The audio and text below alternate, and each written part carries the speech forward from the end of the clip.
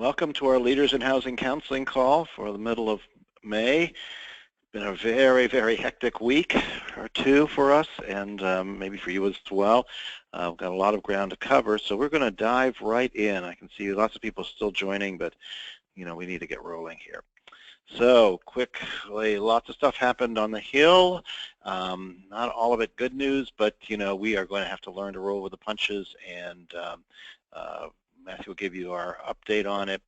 And it's, I think, one of the things we need to really start thinking of, well, we have been thinking about, but really need to amp up is what the future of loss mitigation counseling is going to look like, and probably housing counseling in general and the funding challenges we've got.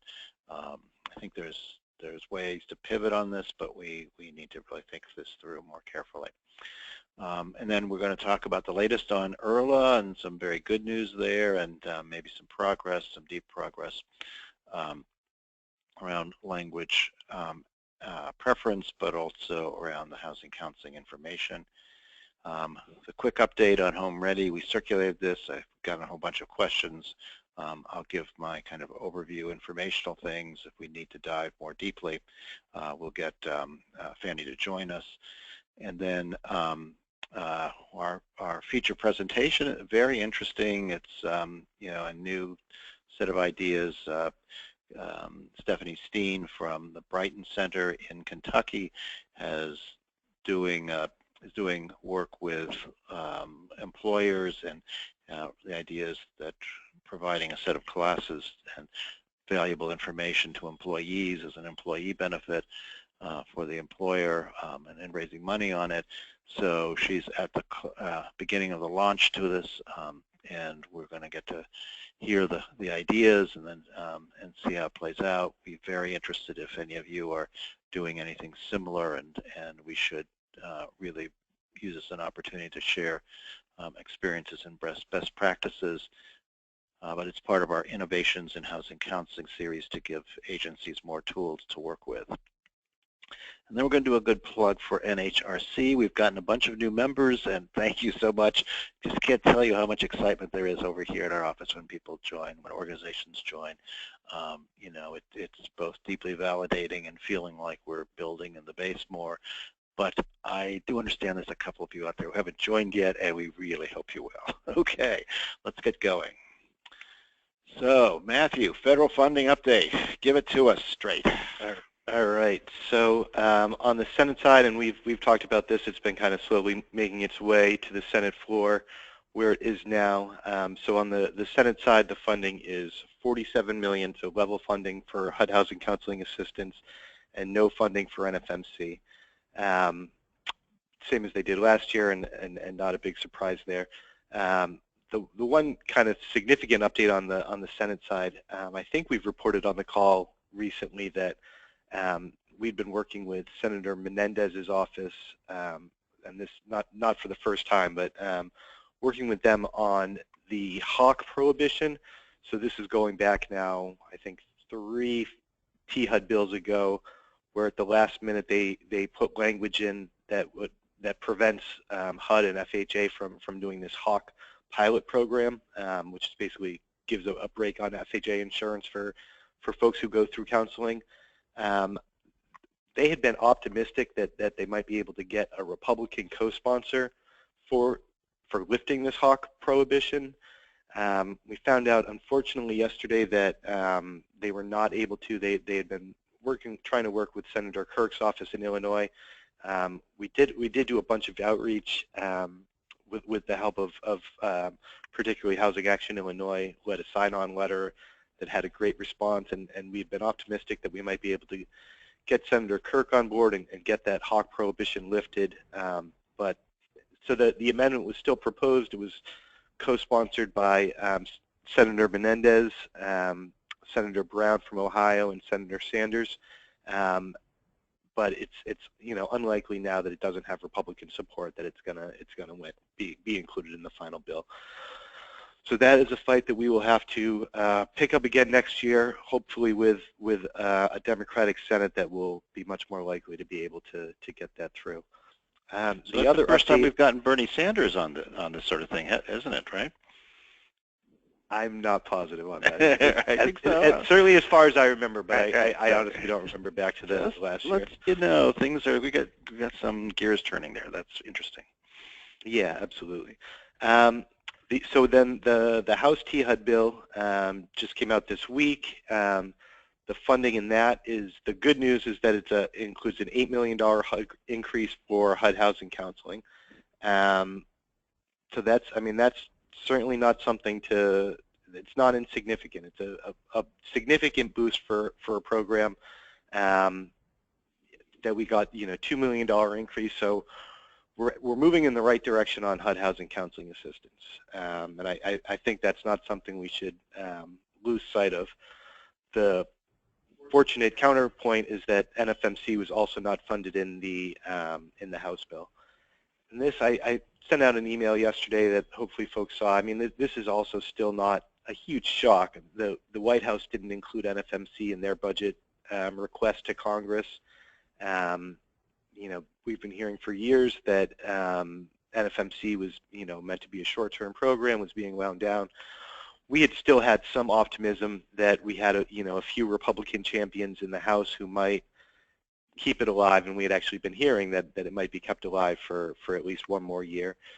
So that's obviously a big hit. NFMC is $40 million for the current year, so if you look at it, it's an $8 million increase with a $40 million decrease, so it's a net negative of $32 million.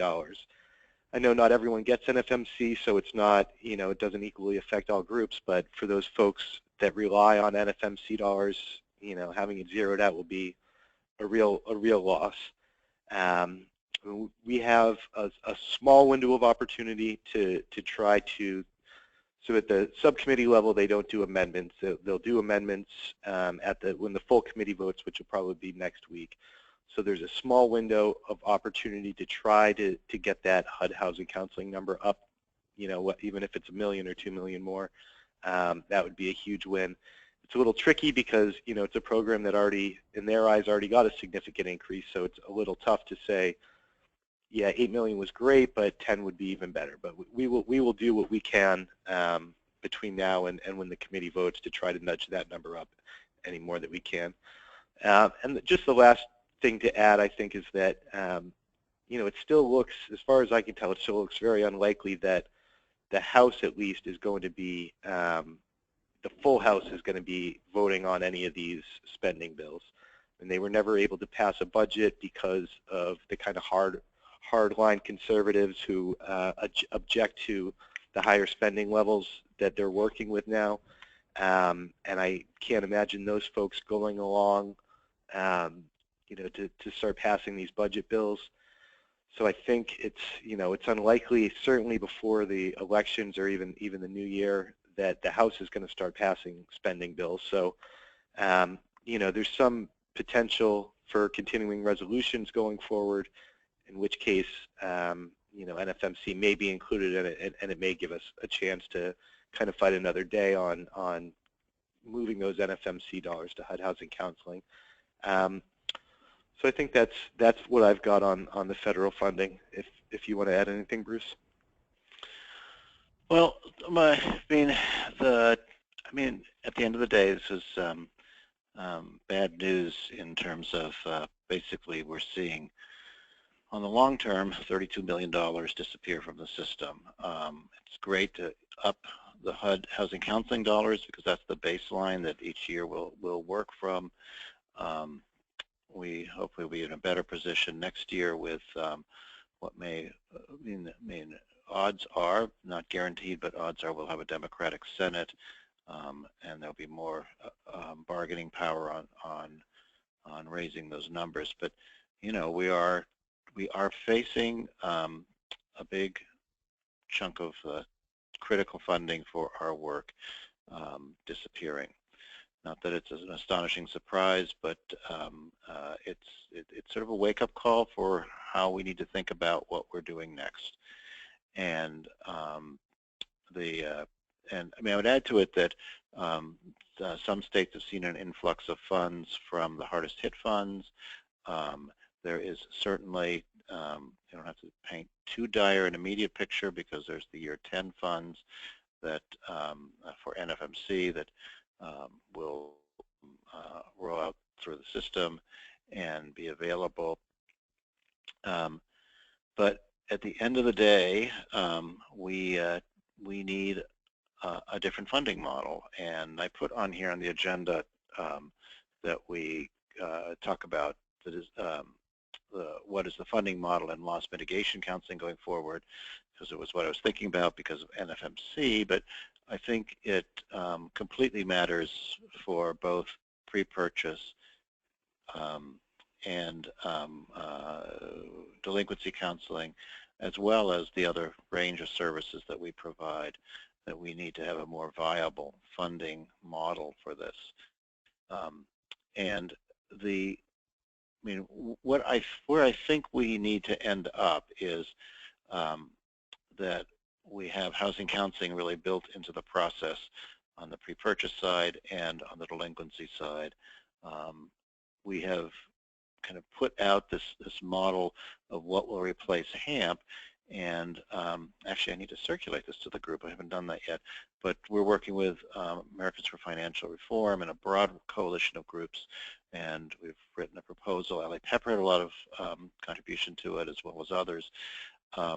And the idea is that there be on the delinquency side, that the first step in the waterfall is essentially that people go to a housing counselor to get an income-based modification, and the counselor work with a family going through the system, including assembling all the documents, but that become a funded piece of the model, and that lenders and servicers and investors all assume that this is part of the program and just one more fee that needs to get paid. And we're getting some traction with this at Fannie and possibly at Freddie. We certainly on the idea of getting paid for the work, but I think that with fee-for-service, we really need to think about not only getting paid for the work you do, but how does the business flow to you so that there's enough business that fee-for-service works. And if we rely on people trickling in and the ebb and flow, you can't maintain a staff that way. So we need, so a lot of our work in this upcoming year will be about building the kind of systems, some of which involves the CFPB, some of which involves FHFA and Fannie and Freddie. And then at some point we'll need to engage more with lenders and servicers, that the systems all work to flow people as much as possible to housing counseling, and it's a sustainable business model. And then on the pre-purchase side, I think we'll talk some about the latest ideas over our calls over the next few months, but there does seem to be a recognition that that the funding models currently aren't adequate, and we have been Lot Diaz said at one of our meetings that $500 is the new $350, and that we need to replace $500 with what people were originally asking for, around in the $350 range, and and we've been pushing this, and Fannie has come up with $500 as their fee for counseling on Home Ready. So I mean, what I think all of us need to do is to sort of try to help contribute to the conversations, and whenever you're talking with lenders or with policymakers, really build in the concept of counseling. So if there's ever a benefit out there, like down payment assistance or other things like that, that they should always come with a counseling requirement. That when we talk to lenders, we should be, and especially when we're talking to senior staff at servicers, that we should be talking about the importance of keeping income-based modifications in place and including in it housing counseling. Let the housing counselors assemble the documentation. So actually, we should go to the next slide here.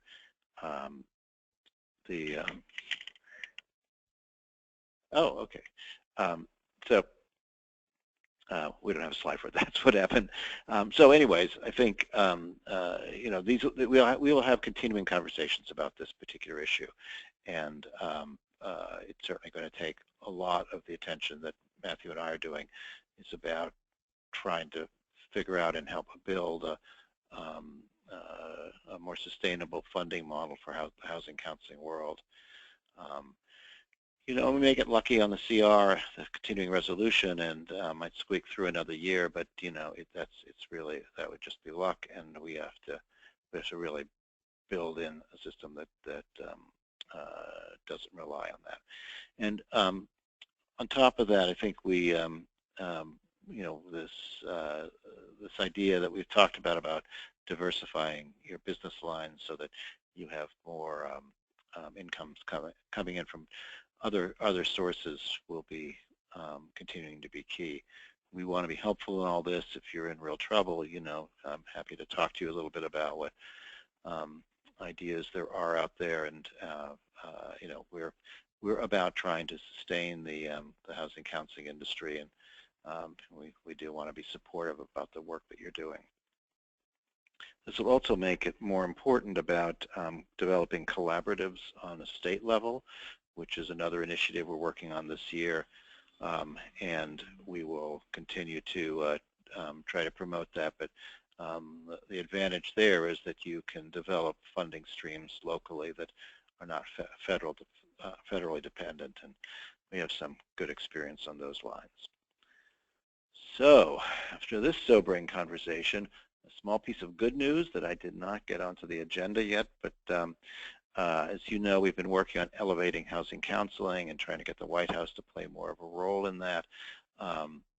There's been a sort of back and forth. Sarah Jarik has championed this idea as well. We had thought we were going to get a shot at getting another Champions for Change. Basically, the White House said, well, you've already done that, but they liked the idea, and we've got this opportunity to highlight a number of homeowners who have beat the odds to becoming homeowners by working with a housing counselor and some other element, whether it's that they're a single parent or somebody with a military background coming back from Iraq, or the complications of buying in Hawaii with all their property restrictions.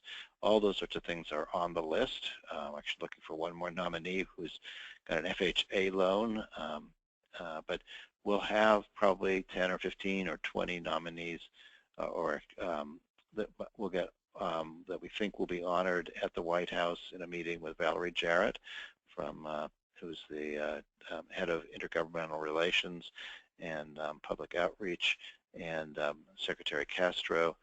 It'll be in June during Homeownership Month. It's not completely guaranteed, but we've got a lot of the elements together for it. The members of NHRC have already nominated 2025, very good candidates, and the Coalition on HUD Intermediaries has some nominees as well. So we're hoping that it's got a good mix, and partly what will be critical is to make this an event that we spread out, that if this all comes together, when it's a White House event in DC, it would be great to think about how we could get media coverage in local markets as well about this, that would promote your program and have the ripple effect of the White House publicity. And we'll probably do some other events around that visit as well, because we have people in DC and would love to elevate housing counseling in a different format as well. So that's kind of one more exciting prospect. And then, so our IRLA, good old Uniform Residential Loan Application. Well, it looks like it's all beginning to take shape. So there will be a big section of IRLA which will be devoted to housing counseling, and we'll collect the housing counseling data fields. And we announced 2 weeks ago that while the IRLA had been shut out without including language preference, it was reopened thanks a lot to your work out in the field and to help in Congress on this. It's not a done deal, but there's a very active conversation, and it looks like they have gone to, so in the ERLA, what it will look like, as described to me, would be that there'll be a checkbox. Do you feel you're fluent in English, yes or no? For those people that answer no, then a chance to say which language you would prefer to communicate in, and they will highlight a small number of languages that will be there, and then you could write in your own. I'm not sure why they're not putting all the languages in, but at this point, having this win is such a win that we're not going to make a big fuss about it. And then there'll be a paragraph or a sentence that simply says that we're asking this question, but it does not guarantee that the communications can be in that language. Some wording like that, which addresses some of the liability concerns that people have. And then finally, that there'll be a sentence saying, if you'd like help from a housing counselor, this is how you reach one, which again is very valuable in terms of, well, we did have a survey, so we did a call for opinions, and quite a few of you weighed in. Nobody was against including that. We were worried about agencies getting calls without any funding stream from something like this, but and the fact that it's late in the process. But we are pretty clear that agencies were very interested in getting the calls even late in the game. Better that than never, and that it really raised the visibility of organizations. So in general, that seems to be have been a win, and it's not a done deal yet. This could all fall apart, but the only thing that would fall apart, I think, is the language preference be included. There's definitely deep resistance among some lenders' attorneys, and maybe at Fannie Mae as well. But we've conquered several hurdles on this already, and next we'll have to do the same thing on the income-based resolution for modifications, which is nowhere right now at Fannie and Freddie, and they're only going for streamlined and payment reduction mods, which will be shallow mods, but also not rely on counseling that much to get people through. So it'll be a longer conversation in another call, and I'm going to just very quickly touch on the Home Ready program. So we circulated this. Home Ready, of course, is the provides some underwriting flexibilities. It's aimed at 3 to 5% down payment buyers.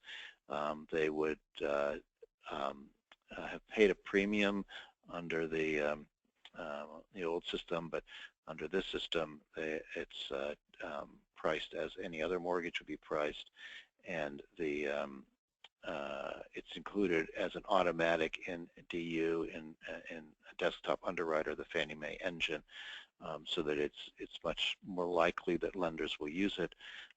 It has an education requirement provided by a HUD-approved housing counseling agency, so it's framework, which we all have discussed. So one of the things that we'd had a lot of pushback on was about the role for housing counseling in this, and to their credit, Fannie has now put together a way for, and the way it works, it's a $500 credit that goes to the lender to pay for the costs of housing counseling.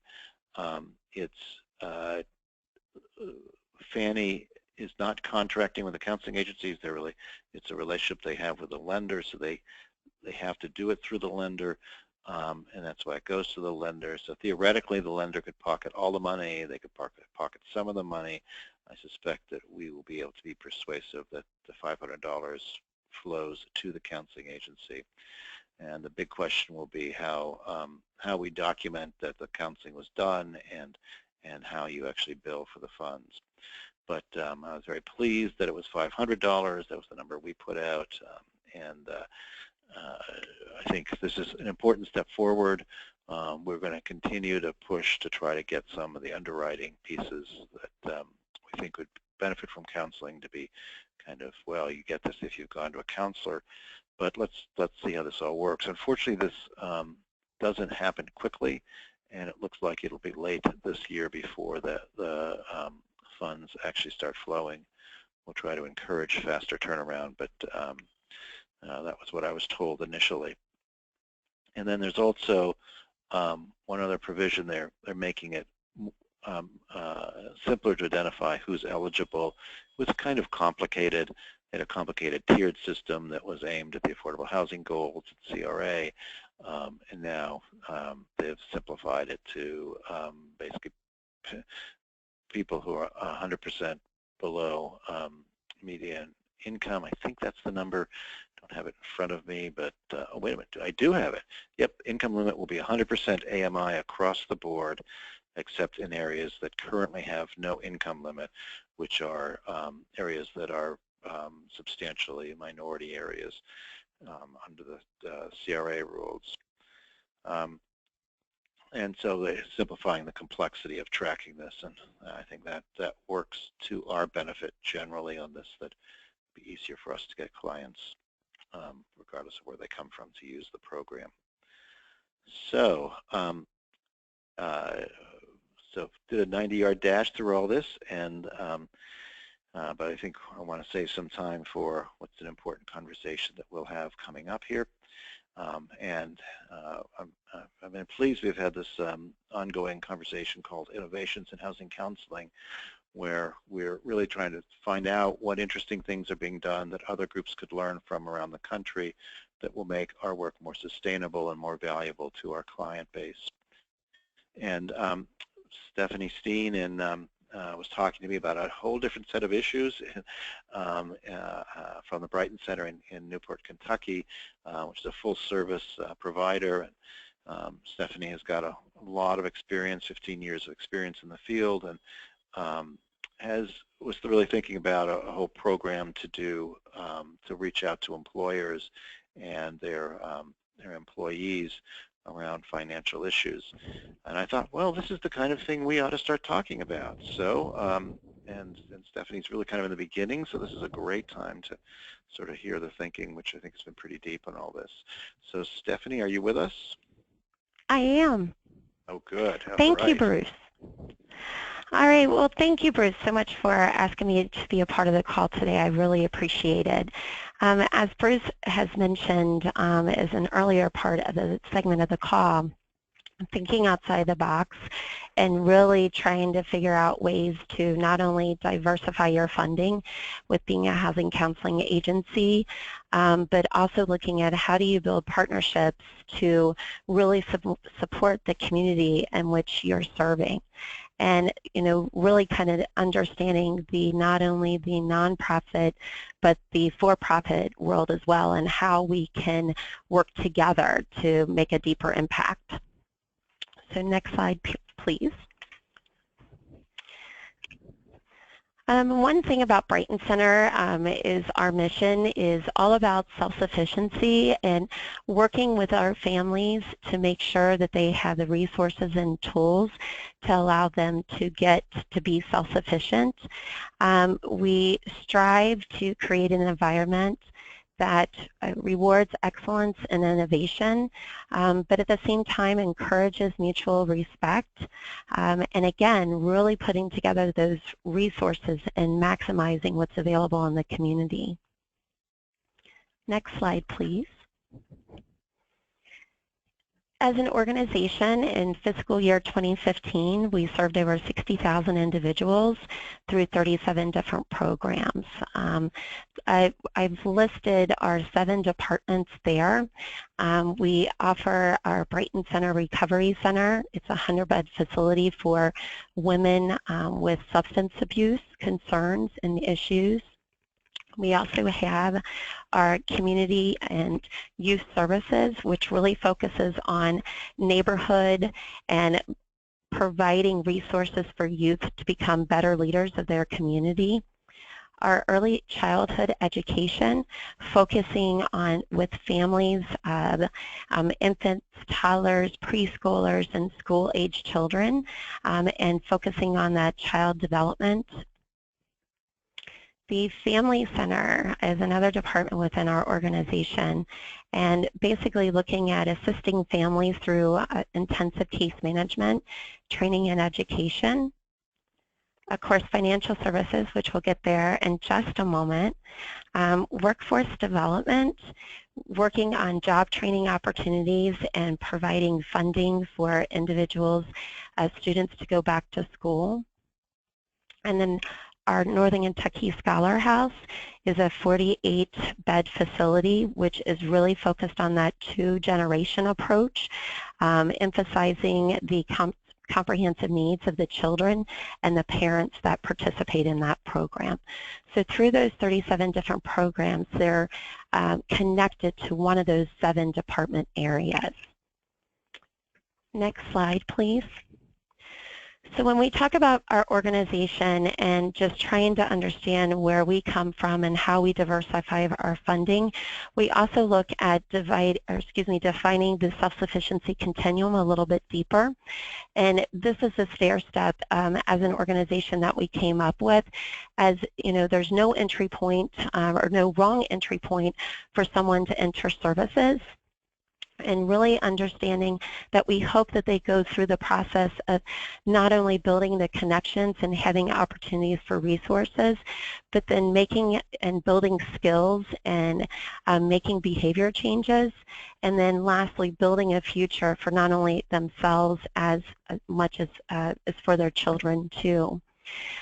We're a little unique because we do believe in not only having all these comprehensive services, but then making sure that we're bundling the services seamlessly. So if a person enters into one of our 7 different department areas, they have access to everything that we offer within the organization. Next slide, please. So as I mentioned before, the full continuum of financial services, we've been offering these services for over the 15 years and continuing to define them based on how the trends change within the community and what's happening nationally. Of course, with our financial education and coaching, our foreclosure prevention, homeownership services, including the pre and the post, looking at sustainability for those entering homeownership for the very first time.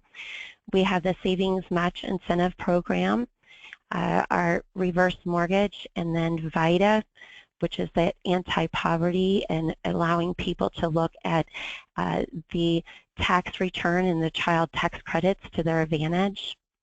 We offer a small dollar loan product to help really start to build those assets, and then that leads us to the new program that we're getting ready to kick off, which is our Ways to Wealth. Next slide, please. One of the things that brought us to Ways to Wealth is we really started to investigate who were our customers and what were the stressors that were really interfering with moving forward and forward thinking and the forward process or progress of goals. And we started to look at some research that had been done throughout the community and nation. So one of the polls that we saw was of 1950 adults that were asked about money, and that 71% of them responded that money is on the top of the list when it comes to stress. And then we started looking additionally at that workforce place. So when you couple the 71% looking at money and stressing about money, and then you add 69% that are talking about workforce and their jobs and their benefits, and that really becomes a stressful environment where individuals, they can look at having opportunities to learn at work and to grow and to be successfully financially, not just around employment benefits, but financial benefits such as financial wellness. Next slide, please. So another couple of facts that we found, or percentages, were 37% of employees say that they spend 3 hours or more thinking about dealings with their finances. So again, taking that workforce piece and, meeting people where they are and providing resources and tools to the employer to help meet the needs of those employees would be a huge benefit to both. It was a win-win situation to not only the employee but the employer. Another one was 20%, or 1 in 5 employees, report that issues with personal finances are a distraction.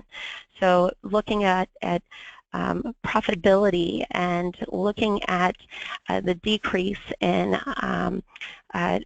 the increasing retention at work and the decrease in individuals coming in and asking for either 401k withdrawals or looking at paycheck advancements at the employer.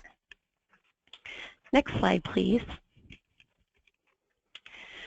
So one of the things with Ways to Wealth we really wanted to focus on is that need of the individual, that employee, and what could we do to tailor that and to make it a positive atmosphere and focusing on their financial well-being. And so looking at the component of adding financial education to strengthen those relationships and the benefits package offered to the employees of local employers. Next slide, please. So the objective that we came up with is to really reach out to the local employers and to identify tools that can help their employees manage through the financial hardships, and those hardships being that they impact the stress level of the employees, and really being able to take away some of the negative atmosphere and make it more of a positive morale that everybody is supporting each other, and again moving that person forward on asset building and financial security. Thank you. So again, and it's not just employees that are low income, it's employees that make all different income levels. They can all experience different times throughout their lives, a financial hardship or a challenge that can happen either with a child being sick or anything of a car breaking down. So really focusing on items, financial circumstances that could affect their daily performance. The stressors could be anything from,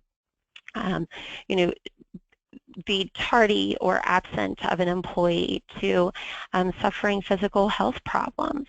And then again, as we just saw on the slide prior, is experiencing those distractions which would really hinder their productivity, and then also possibly their not only their job performance but their raises or the other benefits that they could be that they could receive through the employer. Next slide, please. So what we did is we looked at some, we took this research and these facts that we came across, and we looked at what was happening in our community here in the Northern Kentucky, Cincinnati, Southern Indiana Valley. And we looked at those trends and we identified 12 topic areas based on where we felt that could be beneficial from the local employers in our region. And we also offered, we did a couple of focus groups reaching out to some local employers to see what are your challenges when it comes to employees. What have you been seeing or experiencing? Is it again that increase in individuals needing time off to deal with financial matters, or is it employees receiving phone calls at work around financial situations or circumstances? And so we again looked back at these 12 topics and really wanted to put together either a workshop opportunity that an employer could base the needs off of their employees and bring this in once a year, or could offer one workshop, or could offer multiple workshops in more of a module standpoint of 4 workshops a year. And those would include the budgeting essentials, banking successfully, accounts management, better borrowing, really comparing apples to apples when it comes to understanding and knowing that loan and what you need in order to meet that financial situation. We're back to a society that credit matters, and really looking at credit as a way to build assets because it is an asset. And consumer fraud and protection, looking at identity theft, shoestring savings, how do I get back on the right foot with starting a savings account? And not only that, but looking at long-term savings as well. Taking in, with student loans, this was something that we saw that was really big in our area, that, we are seeing more and more people struggling to pay back the student loans. So we dug a little deeper again and started looking at both sides of it. How do we educate individuals that are wanting to go to school, and what are the types of loans? What are the grants opportunities out there? How do they work with that post-secondary education institution? And then understanding your rights on what types of loans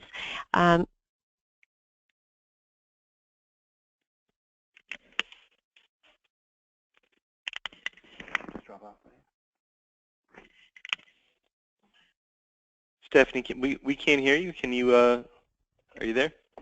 Yes, can you hear me? Yep, okay, we lost you for, dropped or off. at least Bruce and I did for a second. Oh. So I think you were just at the student loan piece and understanding student loans when we lost you just a second ago. Oh, okay. I can definitely go back. Student loans, we just found that was something that was really affecting individuals in our region, from when it came to looking at career advancement and additional benefits to, again, home ownership, and then, of course, looking at the repayment opportunities on the backside. So we spent some time digging a little deeper and educating ourselves, and so we could educate the consumer or the potential employees about not only going back to school and looking at working with our post-secondary education institution and looking at opportunities there with grants or loan opportunities when it comes to student loans, but then also looking at the backside of repayment and knowing what your rights are when you would get into a financial crisis or hardship when it comes to your student loan. All right, next slide, please. So once we figured out what the topics that we were going to offer and looked at those as individual workshops, as well as being able to put them together in a module of 4 for the employee to the employee, we wanted to come up with what are we going to show as measures of success. We had some research at the very front end about what were we seeing when it was the employee, with being distracted or having the financial stress being at work. So we wanted to start to look at pre and post tests. So anytime that there was a workshop that would be presented to a group of employees, having the opportunity to do a pre and post test to see what was the gain in knowledge for that individual. Identifying on short-term goals is part of the evaluation process, that once the workshop was over, having the opportunity for the individual to identify short-term goals, and then providing a 90-day follow-up for those employees who attended and identified those short-term goals to see what steps have they taken to complete that, what have they done differently based on the knowledge that they received or the increase of awareness that they received of the tools or the benefits of the workshop itself. Next slide, please. So again, with the Ways to Wealth, we started to look at identifying the local businesses. We took a list of the current customers that were participating in our programming and identified if there was any trends or anything with the local employers, if there was a pocket of them coming from one specific employer. Then we also identified who were the agency partners that we were working with on a agency level, with working with one of those 7 or several of those 7 departments that I mentioned earlier. We looked at assisting the local employers with identifying the need. There are examples of financial stress tests that are out there that just ask a series of questions that a individual can complete just to kind of gauge where they are and what their stressors are when it comes to finances, as well as, you know, having a table during a lunchtime at a local employer and being able to interact with the employees based on what their needs are and what their interests were. And then going back, collecting all of this information, going back to the employer and sharing the information in a way to help them select what workshops they would think that would meet the needs of their employees and become a part of that financial wellness benefits package that they would offer to the employees.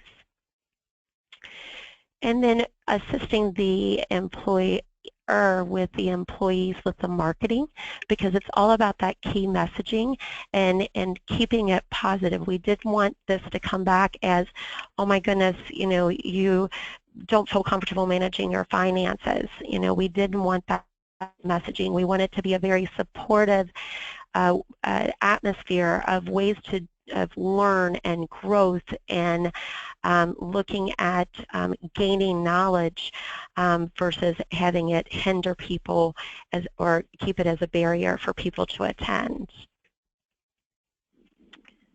Next slide, please. So right now, we have had we've actually done 3 pilots with local employers within our agency. Everything has been very positive from the evaluation and the feedback received that the employer has really embraced this opportunity to, again, offer their employees an additional benefit through their HR departments as just like a health benefit. This is our financial wellness benefit of being a part of this employer. And then we're continuing to, we've worked with a marketing consultant. We've developed our logo. We're finishing the website now, and we hope to launch in June and being able to work with 12 employers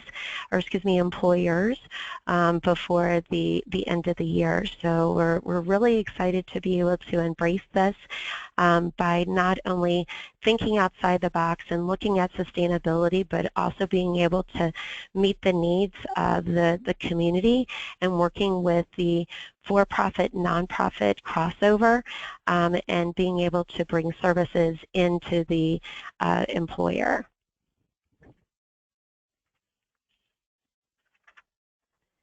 And any questions for the next slide?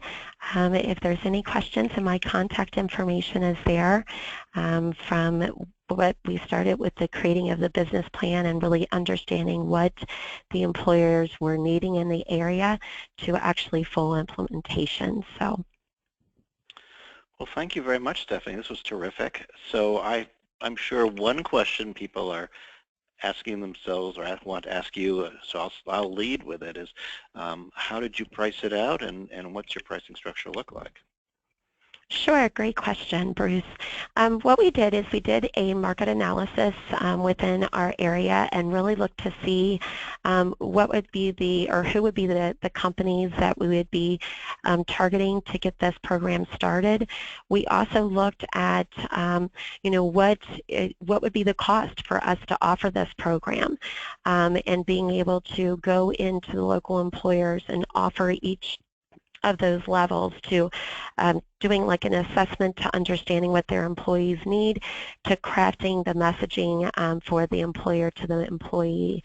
So we wanted to definitely cover the cost, including anything from salary, benefits, taxes, the travel time and the supplies and so forth.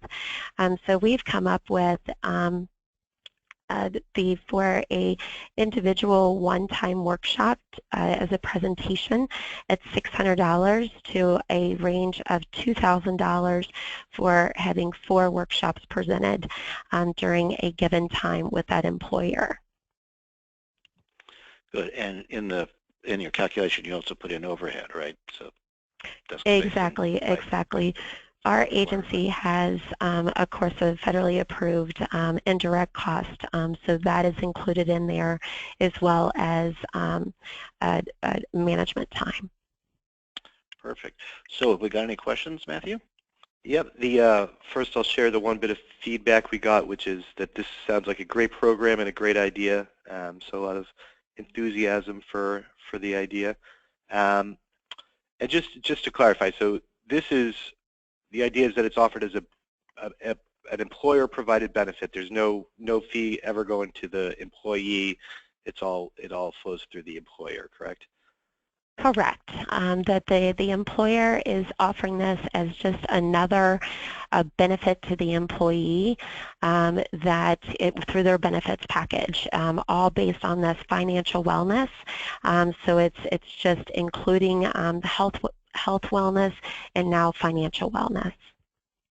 I liked how you framed it about why it was in the self-interest of the employer because of less employee distraction, less calls coming in that are personal, that sort of thing. Most definitely, really looking at understanding where the employees are coming from and the stressors that they have. Being able to break down those barriers only add to more success and better opportunities for the employees. We've had interest from local investment companies that go into local employers, and they provide an oversight of their investment opportunities. They've been contacted many a times to go down, to break down, basic spending plans and understanding credits and really, breaking down the barriers of success. And we found that this was a great tie-in to the next level of long-term savings. Great. I'm going to kind of combine a few different questions. I think folks are interested in learning more about either how you targeted employers or just employers you were ultimately successful. So there were a few people who asked about if there were particular size of employers, if it was more large employers, or if you could just talk about that. And then also separately, if particular industries, if it's more white collar, blue collar. So if you could just talk a little bit about the kinds of employers that you've had success targeting. Sure. One of the things that we started is we try to define, the large employer to the small employer. So we came up with a definition of 200 plus employees. It's kind of as our fine line of definition, and because we wanted to be able to also make it customer friendly in a workshop. So when we took the workshop to a larger 200 plus employees, we really strongly encouraged that employer to do 4 workshops of even maybe the same topic, to keep it engaging for the employee. We didn't want the employee to feel lost. We wanted to make sure the employee felt engaged, whether it was in the communication or the conversation, being able to walk away with some opportunities of learning. And so we did kind of look at defining the size of an organization and how many times a workshop would be needed. Now, on the flip side of that, we did also look at, like factory workers compared to hospitals. You know, we have had success looking at the factory level and individuals that you know, are hourly and really trying to make and stretch those dollars further. But at the same time, we've had you know, nurses and other professionals at hospitals say, you know, it doesn't matter how much money you make, we all still struggle. So we, at the very beginning, we did define it as more of the blue-collar factory, but then we felt that we were missing an opportunity to really reach out in the community a little bit broader and take this to this opportunity or this service component to them. So, you know, we've kind of gone out from the initial thought of just doing blue collar. Great. We've got a bunch of questions coming in. We'll get to as many as we can, but I don't think we'll be able to get to them all. A few people asked how, just kind of logistically, how you scheduled the workshops. If you did it during evenings, during lunchtimes, how did you schedule them in a way that worked for everyone? Sure. We had, you know, we wanted to be flexible too to meet the employer's needs. So we did have situations with the pilot program or the pilot companies that we went into.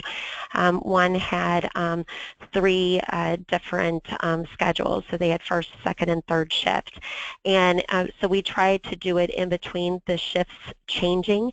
The employer was flexible that if the employee was wanting to attend, giving them that opportunity to attend as the shift was changing. We've also gone in with like a lunch and learn opportunity. We have also had conversations with another employer that they were wanting to think more holistically and including the spouse as a participant as well. So they're, you know, because of their health benefits, they provide some family benefits through their health, and so they wanted to have this mirror that and have the financial wellness include the spouse. So we did some evening work with that group as well. So really trying to go in it and you know, being flexible, but at the same time making sure that the most important is meeting the need of that company and those employees. Well, great. Thank you very much. This has been terrific and great information. And it sounds like you've done a lot of legwork and research here as well, which I think really strengthens us all. So we'd be eager to hear where you're at the end of the year, maybe at some point like that, and maybe any lessons learned that would be helpful to groups. And if you've got any resources that you think people should know about, like where do you get a financial stress test or something like that you can share with the group, we'll be interested in that as well. But thanks so much. Terrific presentation. Thank you. Great. Okay, we're going to quickly wind up here with a quick membership dues plug here. You know, really, if we could really use your membership right now. It's an important time in the housing counseling community, and we're in the fight for you. We're in the fight with you, and we're in the fight through you. This is all about how we can be as an industry organized and clear thinking about what our objectives are and how we're going to face the future. There's a lot we're doing, and I think one of the big challenges would be really good to expand our staff some, which we have to figure out how that happens, and membership dues is one of the vehicles. So, you know, please think seriously about joining and being a full-fledged member. You know, you'll always get sort of a special email loop for groups that are members, and has funding opportunities, media opportunities, a chance to become part of a documentary last year and things like that. And we'll continue doing all that stuff. We obviously want to help the industry as a whole, but we also do some special things just for members. And at the national meeting, there'll be a special time with members that have always been very, very valuable and bring in key thinkers in our field to help us all have access and information. So please think seriously about joining. We will be back again in June, it's June 2nd, and I think there'll be a lot of information then about this White House meeting and what's happening in the Lost Smithfield. We may have some more information on where things are at in terms of a broader fee-for-service models for the housing counseling industry. But again, thanks for all your support and involvement, and we'll stay in touch. Thanks. Bye.